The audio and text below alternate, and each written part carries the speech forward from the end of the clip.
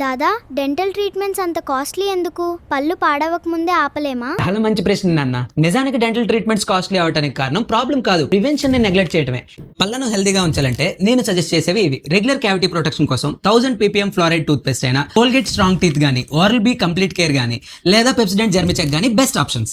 Sensitivity ఉంటే Sensodyne rapid relief లేదా సెన్సోరా టూత్ పేస్ట్లు గానీ, లేదా మీ డెంటిస్ట్లు ప్రిస్క్రైబ్ చేసే ఎనీ సెన్సిటివ్ టూత్ పేస్ట్ అనేది best options. Manual toothbrush, American dental association ADA approval ఉన్న సాఫ్ట్ బ్రిజిల్ టూత్ బ్రష్లు అనేవి సెన్సోడైన్ సాఫ్ట్ గానీ, Oral B soft or Colgate slim soft లాంటివి best options. Electric toothbrush కావాలనుకుంటే oral B rechargeable toothbrush beginners కి మంచి option. అలాగే మార్కెట్ లో మంచి బ్రాండ్స్ ఇంకా ఉన్నాయి ఖరీదైనవి, అది మీ చాయిస్. టీత్ మధ్య క్లీన్ చేయడానికి అగారో వాటర్ ఫ్లాషర్ లేదా ఖరీదైన మార్కెట్ లో చాలా బ్రాండ్స్ అవైలబుల్ ఉన్నాయి, అది మీ చాయిస్. టంగ్ క్లీనర్ కి simple copper tongue cleaner best choice. రోజుకు 2 సార్లు బ్రష్ చేయాలి, రోజుకు ఒకసారి ఫ్లాస్ చేయాలి, 6 నెలలకు ఒకసారి డెంటల్ చెకప్ చేయించుకోవాలి, అంతేనా?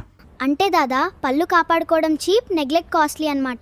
ఎగ్జాక్ట్లీ. రోజుకి 5 నిమిషాల ఓరల్ కేర్ భవిష్యత్తులో వేల రూపాయల డెంటల్ బిల్ ని సేవ్ చేయగలదు. హే, ఈ వీడియో సేవ్ చేసుకోండి. నెక్స్ట్ టైం ఓరల్ కేర్ షాపింగ్కి వెళ్ళినప్పుడు బాగా యూజ్ అవుతుంది. Thank you.